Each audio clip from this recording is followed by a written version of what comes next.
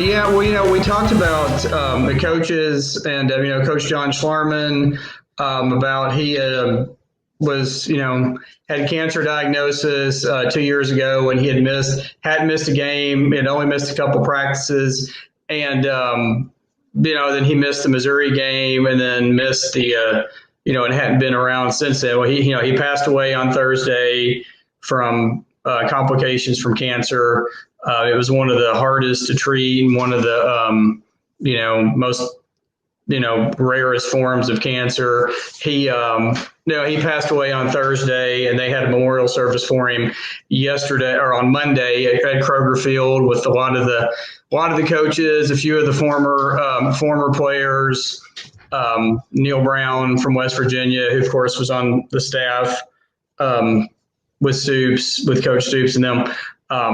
He came on, and spoke. And but anyway, like I said, that and they're obviously, and then actually getting to go out on the field and play on Saturday was probably one of the best things they could do. And then they helped honor him with that win over Vanderbilt. And then the other thing, changing subject slightly, or you and I talked Wednesday night, and I said, Kentucky was a 17-point favorite, and I said in the SEC, never take Kentucky in the points, and it was sitting there with about 9 minutes to go, and Kentucky was ahead 38-21. I was like, well, maybe they'll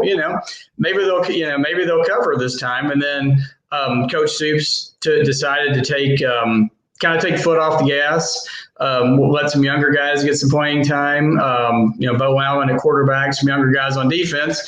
And so Vandy got two scores there late in the game and made it a lot closer than it needed to be, and then had to take an onside kick there at the end, and Kentucky got it. And, it was one of those you never thought Kentucky was going to lose. But as a longtime Kentucky fan and a long time, following Kentucky football, it's, you can't help but think about, oh, crap, here we go again.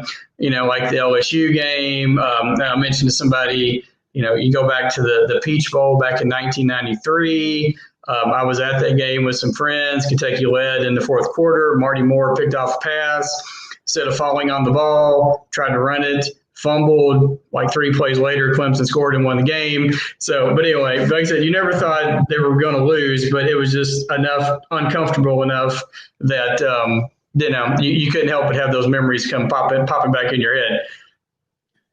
So, yeah, that would have been the embarrassment of the SEC season, to not only lose to Vandy, but to blow a 17-point lead in the fourth quarter in the process. So they got past that.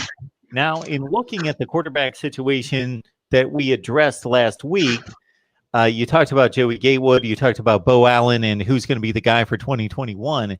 Now, see, this is setting up in an interesting way with the opportunity for seniors to come back in 2021. And you've got Gatewood, you've got Allen, and normally Terry Wilson would be gone, but he's got the opportunity to come back. How in the world would you handle that coming down the stretch this season, giving these guys reps? And it doesn't seem as though there's any particular quarterback at this point that's established himself. So it could be an open competition. Right. Now, I haven't heard, we still have three games left. I haven't heard anything about, Wilson trying to come back next year or anything like that. Like I said, I think, you go, Stoops, Eddie Grant, those guys, they tend to stick with the guys who have been there the longest. They tend to stick with, kind of reward loyalty, for lack of a better word. I think they'll play. I think, they'll start. I think Wilson will start, and I think Wilson will get a majority of the snaps. Now, we'll see, going against Alabama on Saturday, we'll see how that works. But like I said, I think going into 2021, I think Gatewood will be the quarterback starting off. And I think he has 2 years of eligibility. You could have a situation with him and Bo Allen where they, maybe even alternate a little bit. Nobody, the platoon system, it's, it may not be ideal, but like I said, I would be surprised if anybody but Wilson starts and gets the majority of the snaps the rest of the season. And then leading into 2021, you have Gatewood and Bo Allen going, that quarterback competition where hopefully we can actually have spring football. We can hopefully have, some sort of normalcy, and then you can have that quarterback competition, and then you see what happens after that. But as I said, I think it'll be Wilson for the rest of the year. Now with the running back spot, we were talking of Smoke and Rose during the offseason, and Chris Rodriguez has I don't know that he's taken over. They still seem to be in a bit of a running back by committee mode, but tell us something about Chris Rodriguez. Yeah, he's a sophomore out of Georgia, and he ran for 148 yards last weekend, put him over 1,000 for his career. He's only a sophomore. As you said, we spent a lot of time. Gotcha. Turnover, Terry Wilson. Yes, he does have problems. He has had problems with turnovers in the past. You're exactly right. Really? More so with fumbles than interceptions. Yeah, right? Well, I mean, I think if they're saying turnovers, they're thinking more of the fumbles, yeah. But now with Rodriguez, like I said, AJ Rose is a senior, and as I said, just a minute ago, the staff kind of rewards the seniors usually. But at the beginning of the season, speaking of turnovers, Rose had some problems with some fumbles and got, and then kind of lost some of his playing time. And then Cavassier Smoke has been hurt. He had a broken rib and other rib injury, and they've kind of been working him back into, he missed 3 games, I think. They've been working him back in the rotation. But yeah, that's kind of left Rodriguez as the guy, and he's really just taken off. And as I said, he went over 1,000 yards for his career last week against Vandy, and he probably will be the number one guy, probably going forward this year. He and Rose are splitting a lot of the carries. And then they have another guy, Juton McClain, who's a freshman, who they're really high on. And they honestly like to do the running back by committee, kind of go with whoever has the hot hand that day, whoever seems to be doing the best against whoever they're playing.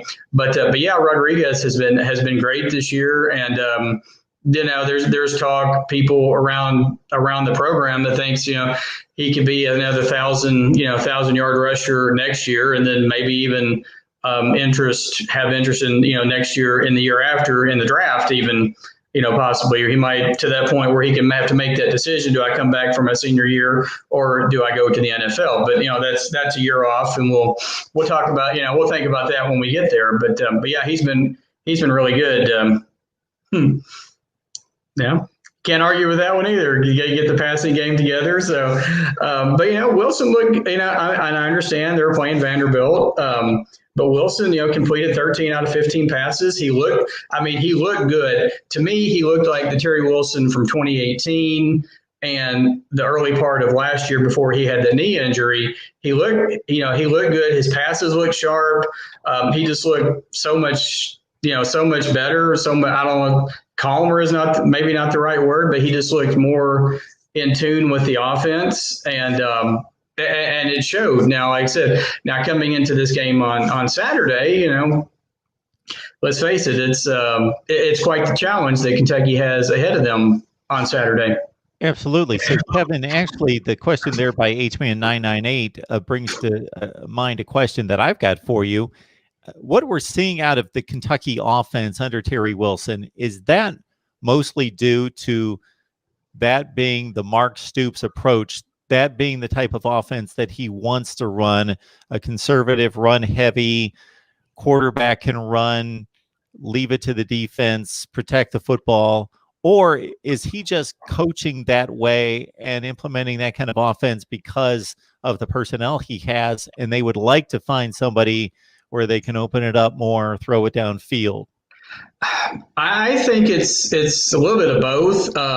Stoops is kind of that old school throwback football coach, and he does love to run the ball. He loves, a strong running game, and Kentucky has the backs to do that. Now, they've had problems, for whatever reason with the wide receivers, other than Josh Ali this year, they've been struggling to find that second receiver, someone else. Now, against Vandy, Kentucky fans have been screaming for years, throw to the tight end. They had C.J. Conrad, one of the best I thought one of the best tight ends in the SEC. And he would go, he would have one game where he'd have 4 or 5 catches, and then he'd go 3 games, with no catches. But yeah, I think. But then if you look at Eddie Gran, the offensive coordinator, when he was at Cincinnati, they threw the ball, up and down the field, all over the place, throwing 300-400 yards a game. I think some of it has to do with Stoops, and I think some of it has to do with, for whatever reason, they just can't get. They haven't gotten the wide receivers. They think they have the guys that can make the plays. They just don't get out there in the game for whatever reason and do it. And when it just comes down to it, I think, Coach Stoops wants to go with what he's familiar with, what he's comfortable with. And that's run the ball, run the ball, run the ball. I mean, you think about it, they've had 1,000-yard rusher the last 4 seasons. You had Boom Williams, you had Benny Snell 3 years in a row. You had Bowden last year who ran for over 1,000 yards.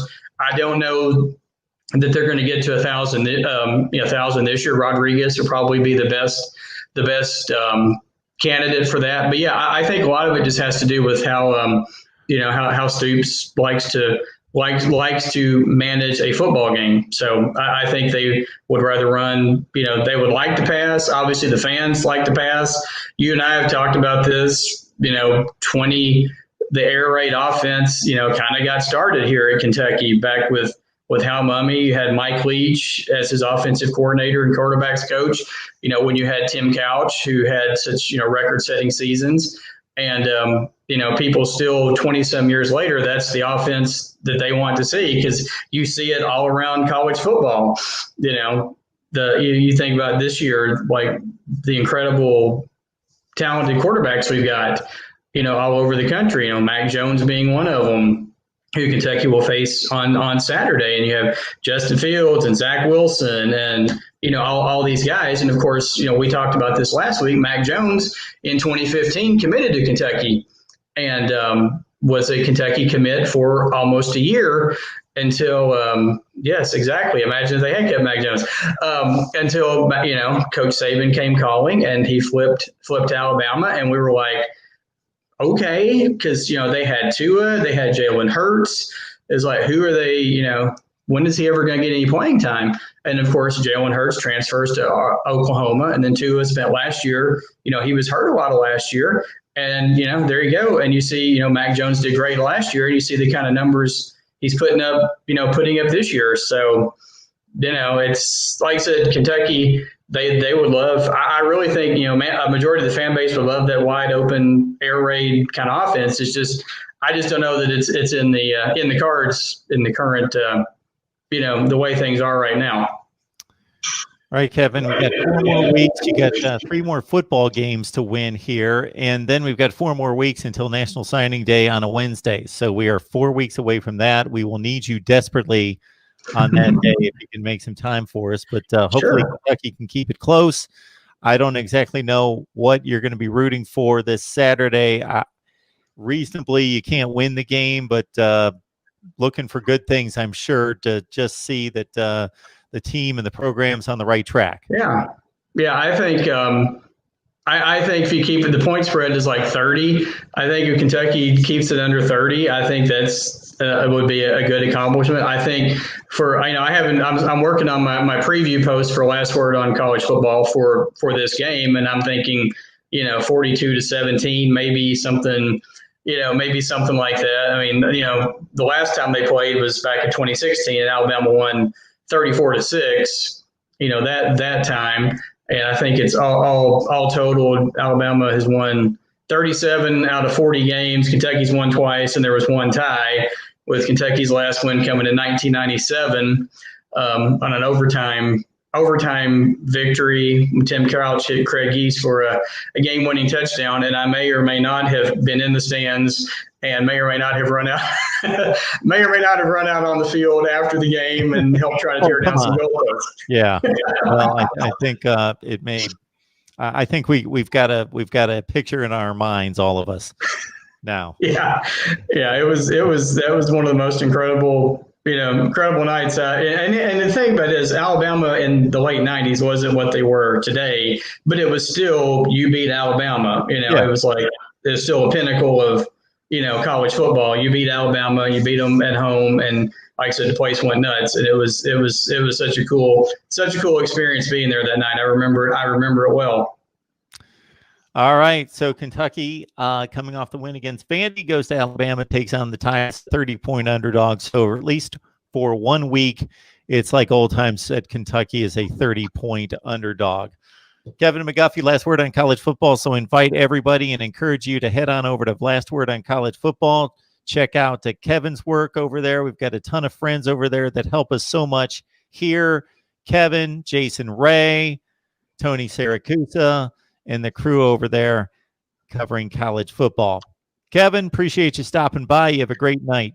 Thank you, Mark. As always, great to come on and chat with you about college football. Really appreciate it. Very good. And try to enjoy the game. Okay, I'll try. All right, Kevin.